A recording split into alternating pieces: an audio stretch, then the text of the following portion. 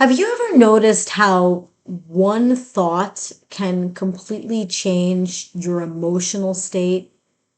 One moment you could be feeling calm, and then a thought appears, what if something bad happens, or I'm not good enough, or people don't like me, or I can't trust myself, or it's all up to me.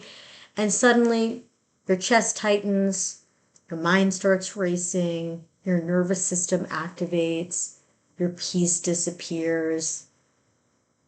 What if I told you that many of our lower mood states are fueled by a handful of deeply ingrained beliefs that we rarely question? And what if there were spiritual tools that could be used to be able to shift our lower mood states quickly? In other words, we could use some kind of a different strategy or a mental tool that is aligned spiritually with us to help us to reconnect with peace or trust or surrender or alignment within seconds. So today on the Holistic Therapy Revolution, we're talking about spiritual thoughts that align, meaning thoughts that help us to feel more connected, in alignment, peaceful, relaxed, in the flow.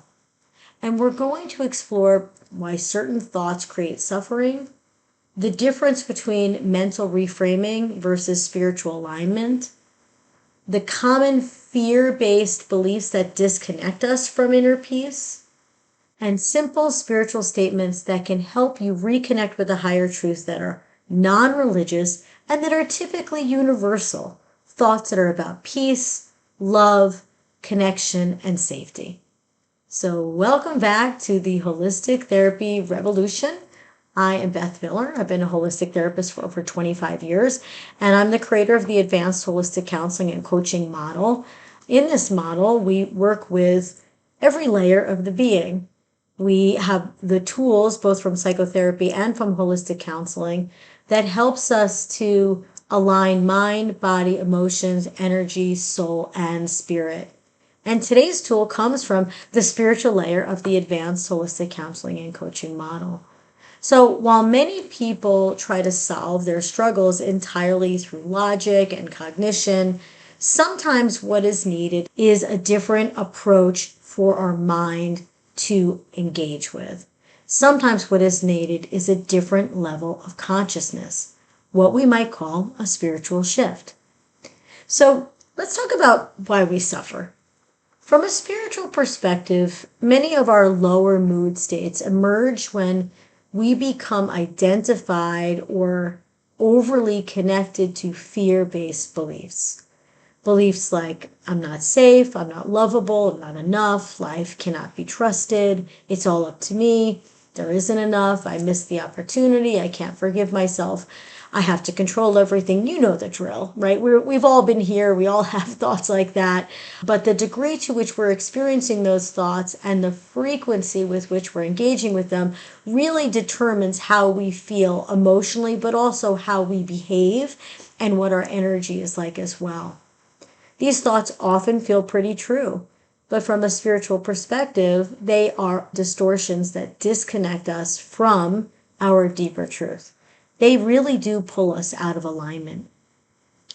Now, the difference between the mental layer and the spiritual layer of a being is that in the mental layer, we might challenge a thought by asking, is that thought true? Where did this belief come from? What evidence supports it? Those are wonderful questions. They're typically very CBT or cognitive behavioral therapy based, and they make sense. They're wonderful questions and wonderful ways to ask them. But in the spiritual layer, we ask some things differently.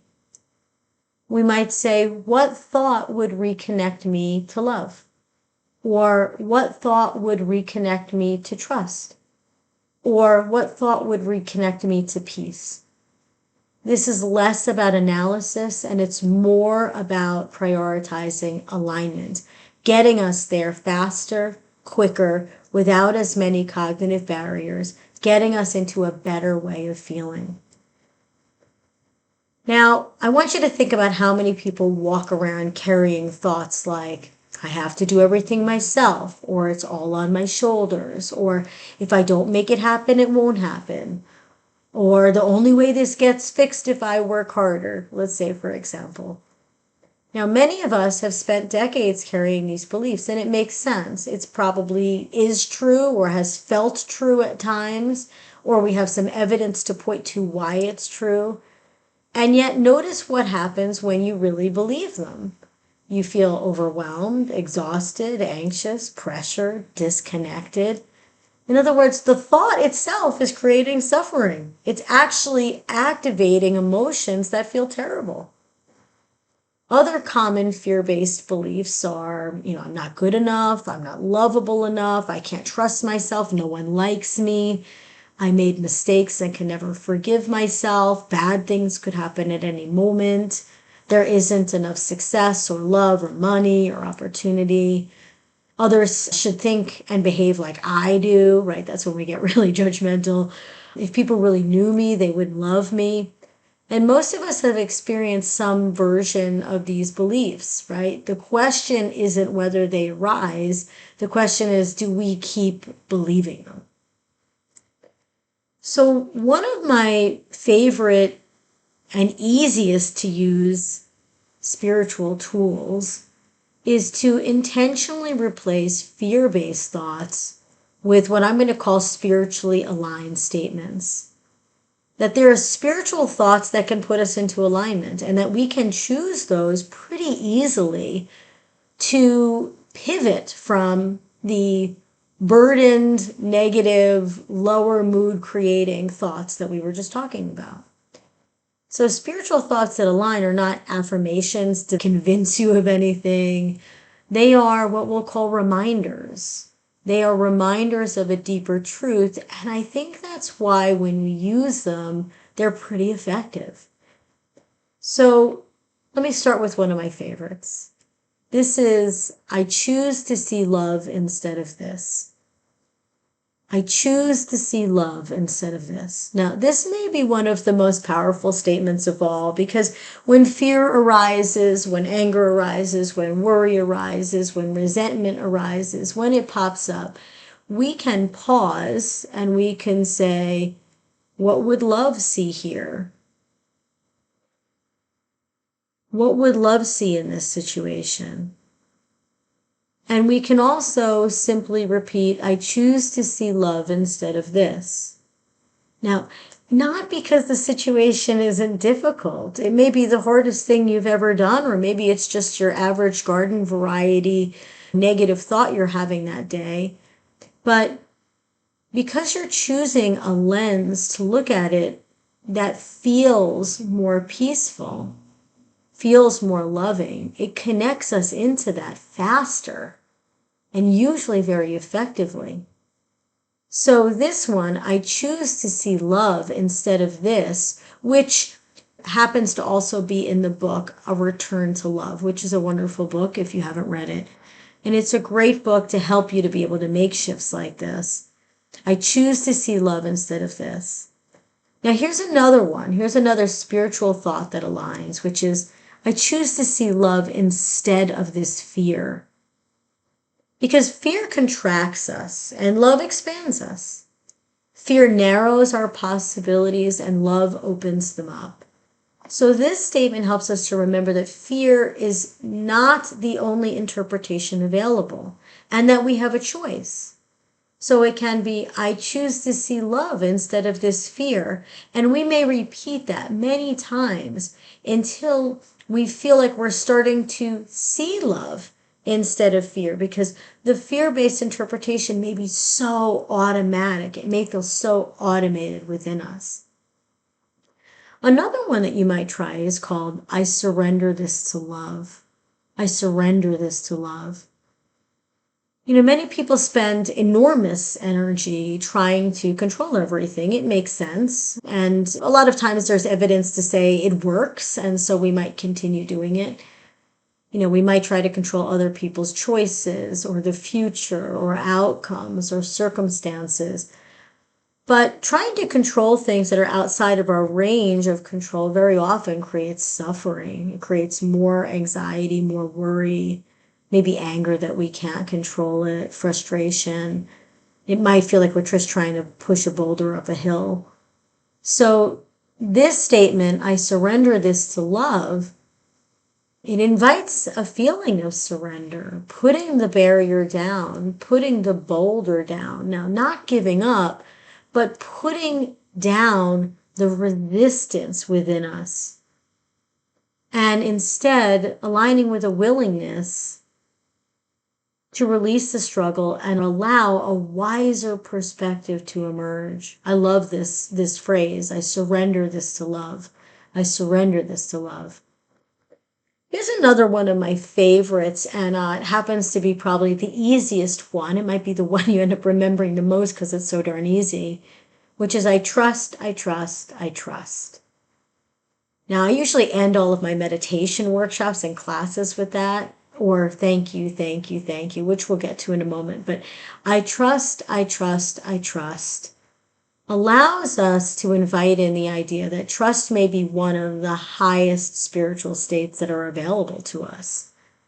We trust, or we're aiming to align with the trust that life is unfolding, trusting that solutions can emerge, trusting that healing is possible, trusting that you do not need to carry the entire universe on your shoulders.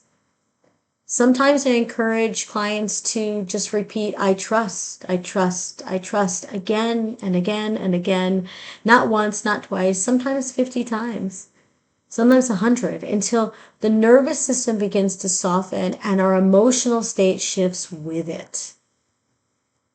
Now, here's another repeating phrase, very helpful, so simple, which is love, love, love.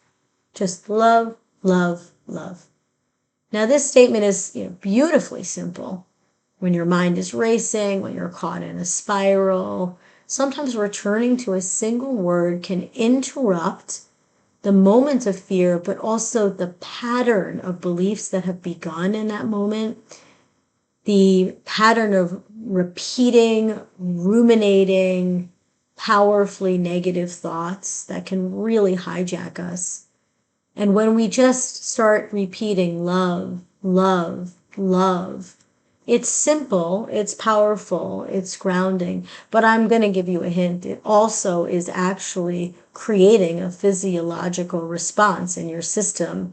When you think love, your body starts to emit or amplify the neurotransmitters associated with love. So physically, you get a big boost or a shift here because you're repeating the word love. And here's the one I was referring to before, which is thank you, thank you, thank you. Thank you, thank you, thank you. Gratitude immediately shifts our attention. Instead of focusing on what is missing, it reconnects us to what is present, what is working, what is already supporting us. Gratitude often raises our emotional state within seconds to minutes. So just saying thank you, thank you, thank you as a way of going through life, but also to help shift negative thoughts into something more positive and more powerful that's going to serve you. This is a really, really great one. Now here's another one, and this one is kind of more inquisitive. And that is asking the question, how is this meant to serve me? Now, this question can really completely transform suffering, and pretty quickly. Not because painful experiences are enjoyable, but because this phrase invites curiosity instead of resistance. It allows us to think, hey, maybe there's a purpose to this. Maybe there's something to learn. Maybe this is an area for me to grow. What is possible here, that it's not just something happening to us, but it's an opportunity. What if there's wisdom emerging that I cannot yet see? So how is this meant to serve me is a really wonderful shift. And it's a spiritual phrase that we can use to not only unhook us from the mental negativity and the fear-based thinking, but also to expand us.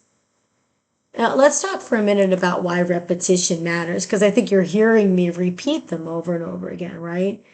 Many people repeat fearful thoughts hundreds of times a day. That is really unfortunate, but it is so true. The majority of our thoughts actually are just repetitive thoughts, and most of them are actually repetitive negative thoughts that we've already thought before many, many times.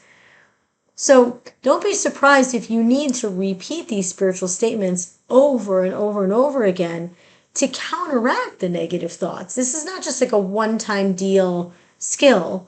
If you start saying thank you, thank you, thank you, or love, love, love, or I choose to see love instead of this, or I choose to see love instead of fear, or how am I meant to grow here? When you're doing that, you are trying to actually shift out the more negative beliefs and shift these in, which requires practice and repetition. You may have to say it 100 times in a row. That's not a big deal. It's fine. It's still a huge benefit in comparison with repeating 100 negative thoughts in a row, right?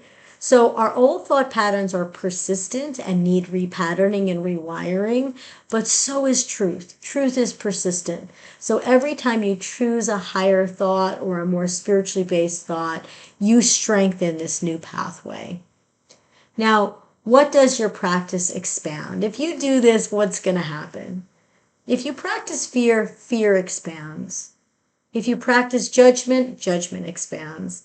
If you practice trust, trust expands. If you practice love, love expands. The question becomes, what are you rehearsing every day?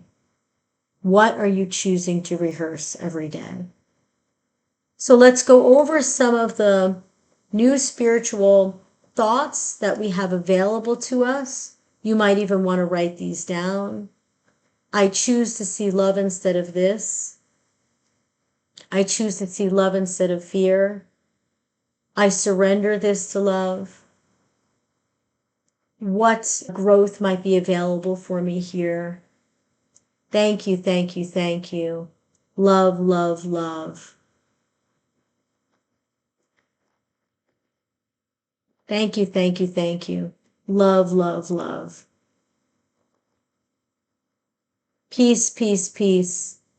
Now, the next time you notice yourself spiraling into fear or overwhelm or self-criticism or doubt, just pause.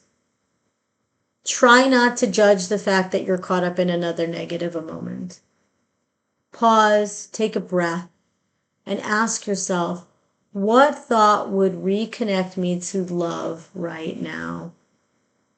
Then try one of these simple statements, right? I choose to see love instead of this. I surrender this to love. Trust, trust, trust. Thank you, thank you, thank you. Love, love, love. How is this meant to serve me?